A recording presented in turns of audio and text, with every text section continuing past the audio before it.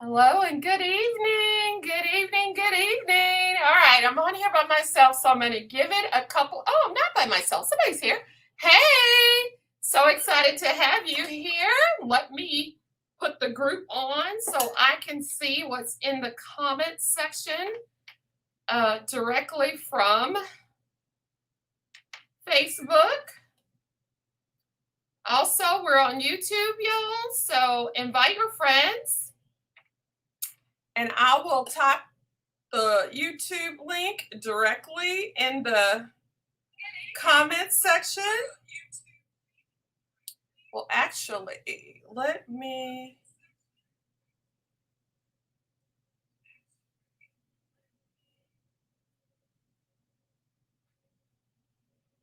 No, that's not it. Hi there. Hi there. Hi there. Hey, D'Andrea. How are you?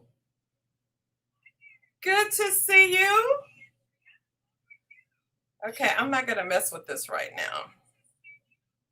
Oh, there it is. That's our YouTube channel. Make sure your guests go to live. How are you today? So great to see you.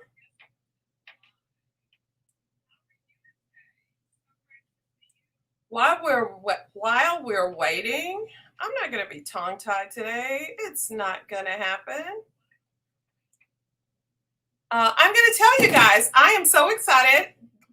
Say hello in the comments section. Give me some love. Give me a heart. Subscribe if you're on YouTube. Like and share and all that good stuff. If you've not joined the Beauty Box for Him Women Empowerment and Bible Studies Facebook community, please do that. We are a community that we're about knowing God, growing in His Word and His ways, and showing Him to others. We're a safe place for women to come and to bond and to see how they are in the eyes of God as His masterpiece. I get so excited about that.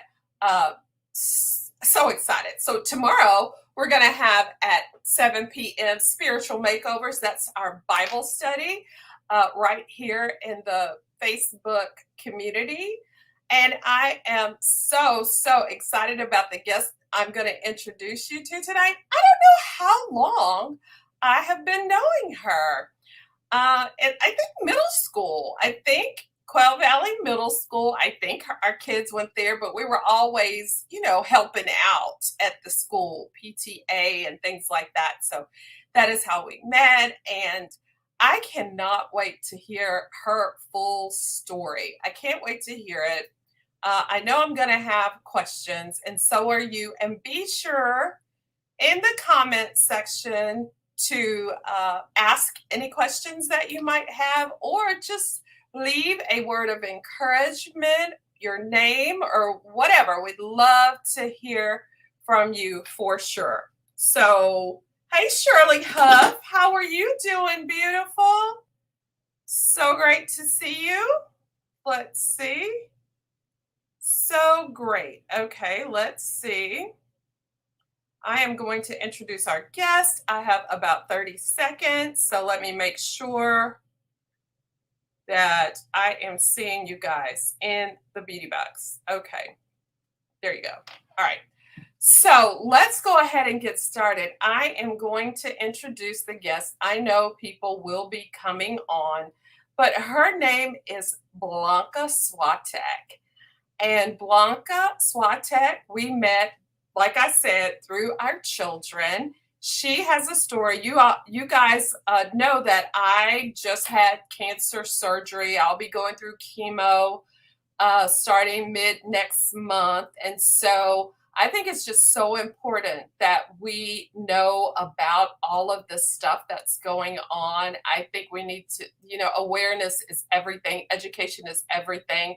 So I'm really excited that she is blessing us with just about a half hour to share her story and to inspire and motivate us to take care of ourselves. Probably is just one of the many things. Okay. So let me just bring her on right here. Isn't she lovely? Hey, Blanca. How are you? I'm great.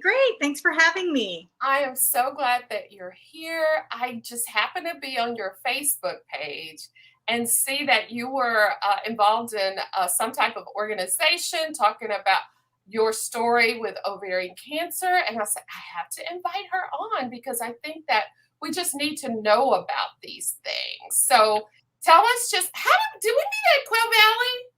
Yes, I was going to say we did. It was Quail Valley. Our boys played football together all these years through high school, and Yes. great friends. And Yes. we've always been, and I think great football moms. Helping in everything that we could, being in all the Right. games, supporting our boys. Yes. And so we've just kept in touch over the years and kept track of our kids too as they become adults. Right. I was thinking about you the other day because you gave me that big old school pink Mary Kay. Mary Kay. Yes. I think about that because it's like belongs in a museum. I Yeah. appreciate that so much. Look, they're like, hey, Miss Blanca. Hey, Alice Richardson. We have people popping on. So I'm excited about that. I cannot wait for them to hear your story. Okay, so Blanca is a mother of two, right? Yes. Two. She has a boy and a girl just like me and a hubby. How long have you been married? We just celebrated 26 years last week. Awesome. And her husband is thebomb.com. I remember him being audio visual, behind the scenes, making everything light up and beautiful. I don't know how he did it because he had other stuff going on, but they are all about pouring into those kids. So I love that about y'all. And they're the cutest couple. They're always together, joined at the hip. So it's inspiring. So with all of that being said, I am just gonna say, where are you from? Well, I am first generation American. My parents are from Mexico, and I actually I was born in Chicago. I still say Chicago. But I've been in Houston since I was 5. So, I pretty much consider myself a Texan. Really? What high school? Yeah. What high school? Well, I'm from the north side, from the Aldine area, and I went to MacArthur High School, General, Big Red. And so, so that's where I was. So, and I met my amazing pyro man, at Astro World. We both worked there. And that's so crazy. Yeah, we both worked there, and just met him there, fell in love, and the rest is history. So 26 years later, I cannot believe that y'all went at Astro World. Oh, I loved Astro World so much. I really did. I missed it. Okay, so we're going to go ahead and get into it. And I know that you have something prepared because Blanca shares her story with doctors and things like that. And she is on the board of Judy's Mission. And this is an organization that raises awareness about ovarian cancer. So she is serious about this. And now she is going to share her story. And after you share your story, I'm sure I will have questions, and so will they. So you go do your thing. Okay. So I'm on a board of Judy's Mission, and this organization raises awareness. We want to find a cure, but right now what we want to do is just make everybody aware of it. A lot of people hear about it, but they only hear about it when they hear somebody died from it. It's there. It's one of the main. I have everything on paper because I don't have medical words, but I'll go back to that. But it's really important that we just spread the word out. When I had heard of ovarian cancer, but I had only heard about it because I used to watch Saturday Night Live, and Gilda Radner had died from it. But that was the only time I'd heard of it.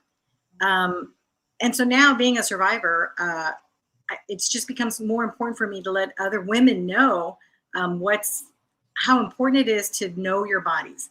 And so what we do, this organization, is we go to schools and talk to future medical students, future doctors, future nurses, future PAs, and we give them our stories because they get to hear something from a live survivor, to hear how we were diagnosed, and so they can know for the future how maybe they'll remember our stories when they're trying to figure out what's wrong with that person. So what I really would like to do is just reach you my story, and we'll just go from there. And I do read it from paper because, like I said, I like to make sure I don't miss anything. I love it.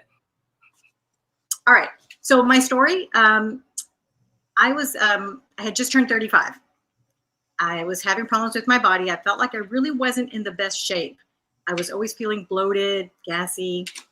I had that combination of constipation and then diarrhea. My cycles were not consistent. I had some abdominal pain area that would just come and go. I was tired all the time. And I just had that gut feeling that something wasn't right. So I made an appointment to see my gynecologist. When I told her how I was feeling, she said, well, the fact that you're tired is because you got kids. My kids were 7 and 4 years old at the time.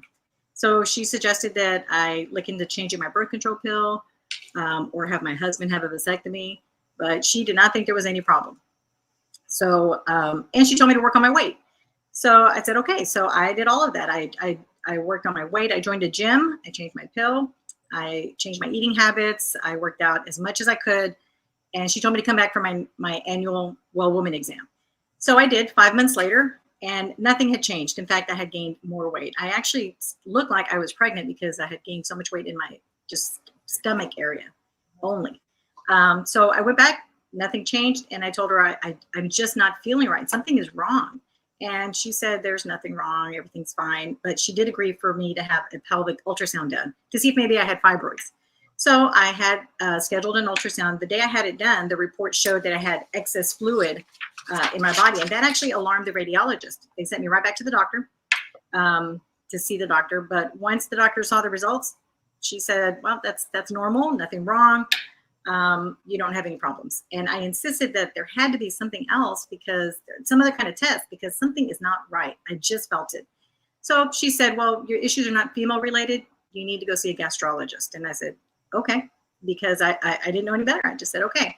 So my good friend at work had just seen a gastrologist and loved her. So I made an appointment. I had to wait 2 months to see her. Wow. When I finally got in, I explained the same symptoms. I told her how I was feeling. All this discomfort I had. So she said, well, let me do a physical exam. By the time she was doing the physical exam, she could feel a lump in my abdominal area. So she ordered some blood work, and we did another ultrasound. This was a transvaginal ultrasound, and had that test done. And this was on a Friday. And she said, I'll call you when I get the results in. Well, she called me that night and said that the ultrasound results showed that there was some fluid in my abdomen, and that there was a very large complex mass from either the ovaries or the uterus. My blood work looked okay, but they're going to be sending it back for another test that they sort of can try to test it for ovarian cancer. So she told me to come back that Monday morning for a CT scan. And all I remember at the time was just hearing the words hysterectomy, pelvic mass, tumor. That's all, she was talking, and that's all I heard. So I went in on Monday for that scan. And by noon, she said, there's a tumor on your ovary. And I made an appointment with you to see a gynecologic oncologist for tomorrow. So Tuesday I went in, and my oncologist told me that I had, it showed that I had epithelium cancer of the ovary, and I needed surgery immediately. So 6 days later, I was in the hospital. I had a total abdominal hysterectomy. Medical terms, I had 2,400 cc's of ascites, the fluid, removed, which is like 2 liters, I think. I don't know. And a tumor that measured 10 centimeters in diameter. And I had some disease around the appendix that was also removed. And my post-operative diagnosis was stage 3C ovarian carcinoma. Wow. So I had to do, chemo every 3 weeks. I was so blessed that I never really got sick from the chemo. I was almost, I don't want to say embarrassed, but I did not have any problem with chemo. The only problem I had was that I lost my hair. And, when she told me I had cancer, I didn't cry. I promise I never cried. In fact, she kept repeating, do you understand what I'm saying, my doctor? And I was like, yeah, okay. And when they told me I was going to have a hysterectomy, no more kids, I never cried. But when the nurse told me you're going to lose all your hair, you lost it. That's the girl in me. I just, I was bawling. So that was a little traumatic. And, the kids were little, and, they really didn't understand why my hair was falling out. And, it was hard. That was probably the hardest part, the losing of the hair. Yeah. So I completed 6 rounds of chemo, and I had an amazing support system. My family, of course, my friends, my coworkers were amazing. My church family, everybody. They brought food. They ran errands for us. They took my kids to practices. They mailed cards because, back then it was no iPhones. They mailed me so many cards. It was great. And they would call and just chat to let me know how I was. And after every round of chemo, the blood numbers that they look at was going down. And after I completed 6 rounds of treatment, I was in NED, which is no evidence of disease. So I would only have to go back every 3 months to check my blood work. Well, about a week after I completed my treatment, I started having severe chest pain, and I didn't know what it was. And my husband was out of town. The kids were with my in-laws, and I was by myself all day, and I just felt awful. So I drove to the urgent care, and they took one look at me because, I was still bald, and they're like, yeah, you need to go to the hospital. So I went to the hospital. And after several tests, it turns out that my gallbladder was only functioning at 10%, and I had to get it removed. Wow. And the reason I mentioned it is because it actually ended up being a blessing in disguise, because when the surgeon was taking out my gallbladder, my oncologist was able to go in there, take a quick peek, make sure I still didn't have any signs of cancer. And so I always felt like, that was a God thing that, that happened, because even though I just had all that blood work done to confirm there was no more cancer, she actually was able to visually look, and make sure there wasn't any cancer. Right. And then the next year, same thing. I had another procedure that I had to have done, and she was able to be there. So year 2, I confirmed again that there was still no cancer. So for 4 years, I went back every 3 months, make sure my blood work was good. It was great. And then on my 5th year, my numbers started to increase, and that was a sign of maybe my cancer was coming back. So I went and had another CT scan, and it turns out that the cancer did come back in my lymph node where the ovary was. So I had outpatient surgery. They took out that lymph node, and thank God it was contained. So, I still had to do chemo, but it had not spread. They were able to just get it out. And so I did some chemo again. I didn't lose my hair this time, so that was good. And I did 4 rounds, and again, I was in NED again, no evidence of disease. So I continued, for a couple of more years, going every 3 months and every 6 months and then every year. And then finally, my oncologist retired, and she said, if you haven't seen me in the last 5 years, and I hadn't been seeing her, she sort of passed me on to her PA. She said, you haven't seen me in 5 years, and you don't need to see an oncologist unless you want to, but you're released. And I was like, okay. So I went on with my life. I'd always been part of the MD Anderson Sprint for Life race, which is the ovarian cancer race. And I had done that from the very first year I'd been diagnosed. And 1 year, all the tents that they have, I ran into Judy's mission. And she, was telling me how, well, we really reach out to the doctors. We want them to know, hey, this is what's going on with us. Yeah. And that really intrigued me, because I'm like, you know what, that's right. Because my gynecologist said it was nothing. And from February, from the first time that I started feeling these symptoms until October is when I found out. And that's only because of my persistence. Had I listened to her and just said, oh, okay, it's nothing, which generally that's what I do. I'm a rule follower. If a doctor says do this, I do it. And if she, normally if she would have said it's nothing, I would have thought, okay, well, it's just me. But I felt in my gut that something wasn't right. And so it really intrigued me with Judy's mission that we're really reaching out to the doctors, future doctors, so you can know, hey, it's not just bloatedness. It's not just I got kids. It's, it could be cancer, and you got to watch for these things. And so, so a few years ago, I was able to connect with my oncologist who had retired, because I was looking for some paperwork, and we started chatting. And, she told me that when she finished her medical training, they didn't think anyone survived ovarian cancer. They rarely saw long-term survivors in clinics. And she actually told me it wasn't early diagnosis that saved you. She goes, it was either good luck, faith, or tenacity.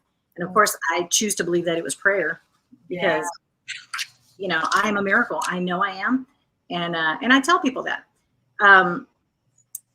And she also told me that for many years as medical students, they were taught that there were no early symptoms of ovarian cancer, and that most of the time if it's early stage ovarian cancer, it's found by accident. Mm-hmm. So really, when they find the cancer, it's usually stage 3 or 4, which there's really not a good prognosis for that. Yeah.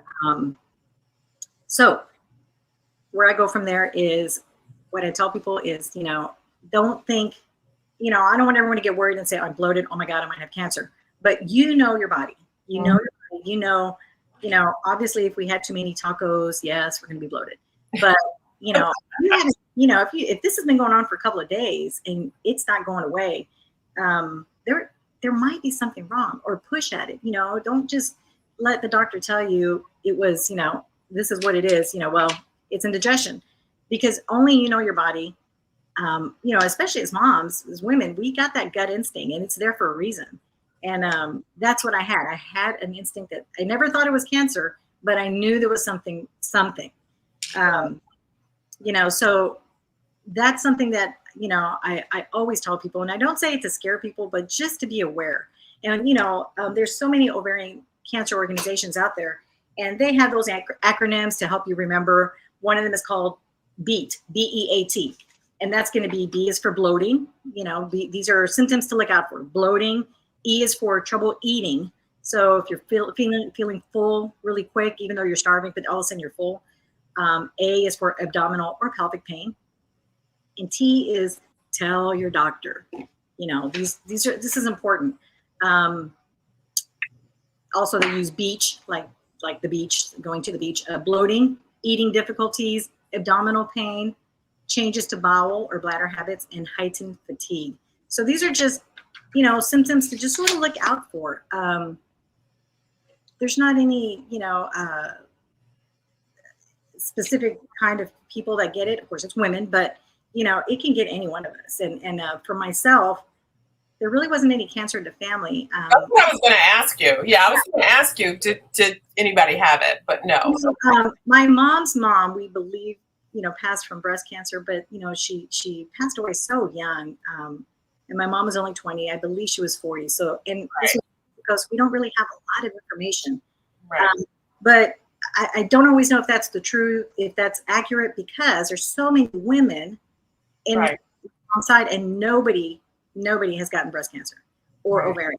So it's interesting how I got it. I did get tested for the genetic, and I am BRCA1 positive. So I have taken the steps to, prevent, because that is, I have a higher risk for breast cancer. But, for myself, I don't really think about that. I'm in a good spot because I know that God has taken care of me all these years. I'm coming on 19 years next year that I was first diagnosed, and 14 years from the second round of chemo. So for me, I love, it's like, you don't love talking about it, but I love talking about my miracle, because that's why I'm still here, to be a testimony, to tell other people that, don't give up. God has you here for a reason. And yes, I feel like when we go through things, that's why we're still here, to better the lives of others, to help other people. Yes. And I think it's so important, like you say, to advocate for yourself, because you will be pushed aside. The doctors will, they hear 1 million patients every day, maybe with half or all of the concerns and symptoms you have. And just because it's not that for them doesn't mean it's not that for you. So I love that. And a lot of people are scared. I was talking to one girl who, a girl at her job had a lump in her breast for months, but too scared to go and see what it was. So when she found out that she was a breast cancer survivor, she showed her at work what it looked like. And she says, I don't know what to tell you other than don't pass go to the doctor. And of course it was cancer, but she could have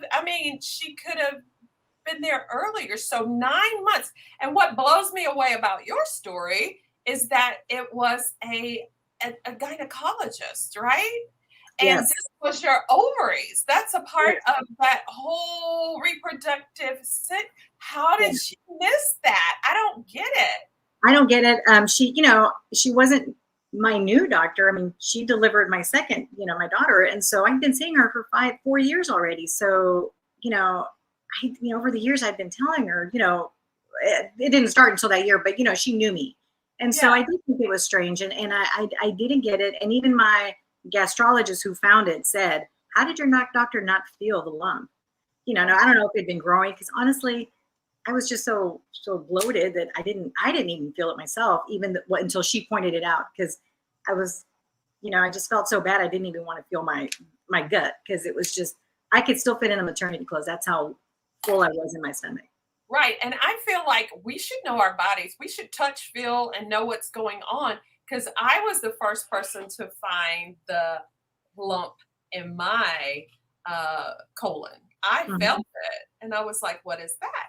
I didn't know Yes. what doctor to see, but my well woman was coming up. So when I went there, I said, "Do you feel this?" She's like, "I do feel that." I said, "Well, I don't know who to see for that." And she said, "Gastro." She said gastro. So I went to a gastroenterologist. Is that how you say it? Gastrologist? Gastro. You know what I'm talking about. But and he immediately ordered a colonoscopy. Did it? It was a gnarly looking something, and he saw it. He's like, and I loved his confidence. We're just going to get it out and take care of it. We got it out, and it was had some lymph nodes were involved. Had to do the chemo for 6 months, and that was 2020. And now it's came back, and now I have to do the chemo again. But y'all, we have to stay vigilant Yeah. about our health. And Yeah. I like the question you asked. I think you asked, is there any other test? Is there something else we can do? Yes. And then so she sent you to another doctor who figured it out. Yes. Yeah. And, um, that always blows my mind each time I think about it. For years I thought about it and then I just put it at the back of my head because I just wanted to move on with my life. I just wanted to just be a mom. But when I became involved with Judy's Mission is when, I started thinking about it because they would say, what that's just so, crazy. And I said, yeah, it is. It is. I'm like, man, what, it's crazy. And it's really just, and I'm in awe of myself. And of course I say again, it's God. He was like nudging me, no, it's something, do something, Yeah. move on. And that's what we needed to do is just be firm. Don't give up and don't take no when it's nothing. Don't take that answer. Just be adamant that there is something else to do. Yeah, we cannot be fearful. We have to confront this because we're scared. We won't check it out. But you got to say, oh no, your C, Christ, has to be bigger than that C Yeah, cancer. And that's that's kind of right. how I feel about it. I have a big C. Okay, you're a little C in the Yeah. eyes of my Lord. And I want to know what's going on. When I go to the doctor, I'm not depressed and down. I'm like, what's going on? What does the report Mhm. say? What's the next step? And I even asked my doctor last time, this is not some cookie cutter treatment that you're giving me. Yeah. That's what happens. If you have this symptom, this symptom, this system, this is what happens. Yeah. I want you to treat me like I'm going to live a long, long time, a long, long life. And I want you to look at me specifically. This is Yeah. Cheryl, not patient Yeah. number 267. I don't know. They do You so. know, That is so good. What were and you saying? what I will also say is, talking about faith is that, we had just started going to my church. And like I said, this started in February. In June, we started looking for a church. We found this church that we both liked. And one of the messages that he had been preaching on in those months were facts versus truth. The Mhm. facts may say this, but the truth is what God says. And Yeah. so when I wasn't crying when she told me I had cancer, that's really all I could think about. Well, your paper may say I got cancer. Right. It's not the end of the story because Yeah. it's whatever God says. And so, and I think back about it because, I remember her like looking at me saying, do you understand what I'm saying? Right. Right. It's a tumor, it's cancer. And I'm like, okay, okay. Because I couldn't even try to cry if I wanted to, because that's all I could think about. Facts. That's not the truth. Right. I get it, but that's not the truth. And so that's what carried me the whole way. And, my husband as well. And so and of course our friends and family. Right. And another thing we say at the beauty box is that feelings aren't facts. Facts, whether you like it or not, are in the Bible, God's promises. Yes. No matter what the report looks like, no matter what, He has the final say. Yeah. And when we're on the right frequency with God, He speaks to us in different ways that people who are not believers, they don't understand. Mhm. But studies show that people with faith, they get through things better and longer. They live longer. They're happier, all of Yes. that. So I don't understand how people get through hard things without that belief. I don't. That's one of the things that I talk about at the end of my speech is, I always give thanks to my doctors and nurses because they were amazing. Wow, they were just amazing. But one thing that I always thank them for is, they let me stand firm on my faith. They encouraged me. They may not believe in it, but they never said, well, yeah, okay, I get that, but you really need to, rely on this. They encouraged me, and every single person that was in that chemo room. There was another lady of a different faith, and whatever she told her, she was like, okay, good, you do, you go. And so I really appreciated that. And I tell to all the students that we talk to, I tell them that, that's something you guys have to stay, focus on, is let us stand on that, because for us, he's our victory. And so we gotta lean on that. Yes, that's everything. It really is. And you can't be so moved by what's happening. Actually, the two people who were in chemo that I talked about, like my chemo buddies, the people that I talk to all the time, they both passed away. They both passed away from different things, different cancers. And bottom line is, we're all going to leave this place one day. We're all leaving one day. But to me, it's like how you go. I'm not going to go cowered in a corner, letting somebody else dictate my thoughts and feelings. I'm Mm-hmm. going to be bold for Christ and advocate for myself. Yes. And so I think that's everything. And one other thing probably that you could do if you're having health issues is to journal as far as what's happening, how often it's happening, how you're feeling. So I don't know, any other tips like that you have for people that Oh, are absolutely. When of course, when I was doing chemo, we didn't even have iPhones yet. So, wow. so I had to take, a little headset. Yeah. It was right before the iPhone. And so, I took books. I read a lot. I did read a lot, and I listened to music on my little headset. I think it was a CD player I took, I'm pretty sure. And so I read a lot, but that was encouraged to me to write, to just write. And so I read. For me, myself, I read. That encouraged me more. My dad gave me a really good book from Catherine Coleman, who was an evangelist. And it was just stories of her healings that she would do. And wow, those really encouraged me. And so I just read a lot. But journaling, definitely, and reading, Right. words of encouragement, the Bible, of course, but, just things like that, of course, just carry you. Right. Right. Right. You have to self motivate, not self medicate. You got to self motivate and be Yeah. inspired and encouraged. And that's part of what I do. I stay connected, doing things, staying close to the word, people of the word, while I go through it. Because if you let it, you can start thinking about Yeah. negativity, what if, what if, what if. But you have to pour into yourself and Yes. to stay in that relationship with God. Journaling helps me. I journal. I love being at Yeah. church and listening to podcasts and Yes. reading. And we do a early morning 7 a.m. devotional every day right here during the weekday. And it just keeps my eyes on Jesus, Yeah. because when that song is so true, turn your eyes upon Jesus, and the Yes. things of this world become strangely dim in light Yeah. of his boldness and grace. That's my favorite go-to song when I'm going through a MRI tube. I will song things like that, and Yeah. it just gives me a sense of peace. And I love that, when you are close to Jesus, when you're saved, he has these supernatural gifts for you when you're going through tough times: joy, Yeah. peace, his comfort. But you got to be tuned in. It's there for Yes. everyone. I know, right? Oh, for sure. Yeah. I mean, you have to. And, that support system, wow, they, that is so important, Yeah. needed. Um, Yeah. there's really nothing else you can say except, you know, you couldn't have done it without, my mom Yeah. and even my kids. They were little. They actually don't even remember me being bald when they see the few pictures that I would take, because I never wore a wig. I only wore hats.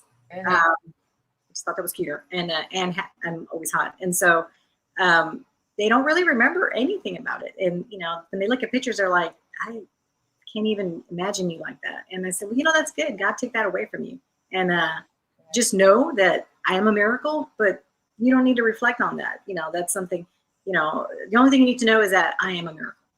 Yeah, and that if he did it for you, he can do it for other people. Right. And Yep. that's the whole reason I'm sure this organization exists, to give people hope and to educate them, and doctors. Thank God we're educating the doctors so that they can look past that cookie cutter diagnosis. Yeah. That's something that I wanted to ask about. Oh, you were talking about your support and how everybody was amazing. And one of the things that I saw when I was in the doctor's office, it talks about different things you can do to have more energy and just be in a better place. And one of the things is to take people up when they want to help you, take them up on it. And some of us who are used to doing everything all the time for ourselves, it's just so unnatural. But yes, it's so unnatural, but definitely take. Yeah, I think it was hard a little at the beginning to let other people step in, especially, this was at the end of October. So I believe the day that I was released, I was in the hospital for a week. The day I was released, I think it was either the day before or Halloween. So I couldn't even take the kids trick-or-treating. So someone else did. My husband wanted to stay home with me. And so I think some friends took them. And they didn't care. They were little. They, just like, okay, bye. But, I'm like, take that. That's my job. Right. And then the week after was Andrew's birthday. And so I did not go to his party. I think that's the only one I didn't go to. And so that, that was hard. I hated not being there, but I also knew I needed to get better for them, and I didn't want to slow down my healing process because I shouldn't have been up. I shouldn't have been, or doing the laundry. Yeah. And then after a while, it was pretty good letting other people do it for me. I know. And I think that God makes that happen sometimes. So we can learn that He's the only thing we need. He's strong in our weakness. And you're weak right now, ma'am. You can't do all of that, but you still have me, and I provided these people to help you. Yeah. So it's all about perspective, and we look at it, lean not to our own understanding, and all the things together work for the good for those who love him and are called according to his purposes. So you have to think that the cancer, all the good things and the bad things, they work together for our good and his glory. So praise God on that. Yeah. Look at here. Let's see. Who do we have in here? Hey, Joyce Hardy, Pamela West, Barbara Mouton, Alice Richardson. Hey, Carla. Those my Hempstead Huddle. We got people there. Hey, Shirley Huff. Alice says, I believe it was divine intervention. God wouldn't let you rest on the doctor's word. Stephanie says, it was God, Blanca. Your journey isn't done. You have a lot to do, man. And well, your hair is beautiful now. That's Alice Richardson. God is so good. Amazing how he takes care of us. Yes, we need to raise awareness so we can be proactive. So true. Hello, Miss Blanca. So nice to meet you. Aren't you guys excited that she came? I am so grateful. I'm so glad you reached out to me. Yes. My first ever podcast. I've never even seen one. So this is You're not into social media like that. You don't do a lot of that. I accept that. That's so funny because everyone talks about it. And I'm like, I don't know. I don't understand that. Yeah. Well, I think your story is a good one to share via social media. So when people reach out, this is good. You can do it from your own house, and people get to glean at different things from this. I've heard people say, I listened to that and this was going on my body. I had it checked, and actually it came true for them. Not necessarily this, but I've heard that said. If it weren't for me listening to that particular night, I don't know where I'd be. But I just love that. I believe that when we go through these things, God has left us here to enlighten others, to use the test as a testimony. So thankful. So we're going to cut off, but do you have any last minute words or anything to share? Just some information I printed out just today. Unfortunately, and I don't know who she is, but it just showed up on my social media. Somebody passed away from ovarian cancer, and she's related to the NASCAR family. Yeah. And when it popped up, I always read the articles because I'm like, oh my gosh. And so this is updated as of today. You know, according to the American Cancer Society, nearly 20,000 women will be diagnosed with ovarian cancer in the U.S. this year. Ovarian cancer ranks 5th in cancer deaths among women, and it accounts for more deaths than any other cancer of the female reproductive system. Mm-hmm. There's no test to screen for ovarian cancer. There's not a single test. So it's important that you listen to your body. You know, again, we don't say it to scare you, but you know your body. Make sure, I read this from another survivor. I loved her line. It says, don't assume that it's nothing. Make sure it's just nothing. Yeah. And keep asking, you know, get an answer, and don't give up on that. Yes. Thank you so much. Someone says, thank you for sharing, Miss Blanca. God bless you. I am really grateful. I appreciate you. That's Stephanie Nelson. Now you know we exist. You should visit us more often. That's what she joined. She just joined yesterday. I don't know how often she'll check in, but she actually just joined. So they're like, we want to see her face around here. We actually do a Bible study sometimes, and I have the new dates. So I'll get back with you. I'll tell you all about that tomorrow. But thank you so much. Oh, thank you. Everybody. All right. Thank you, guys. Love you. Go forth and multiply like the 5 and 2, the 5 loaves and the 2 fish. And we always say everything is okay no matter what because of God, Jesus, and the Holy Spirit over the world. It's okay. Love y'all. Bye.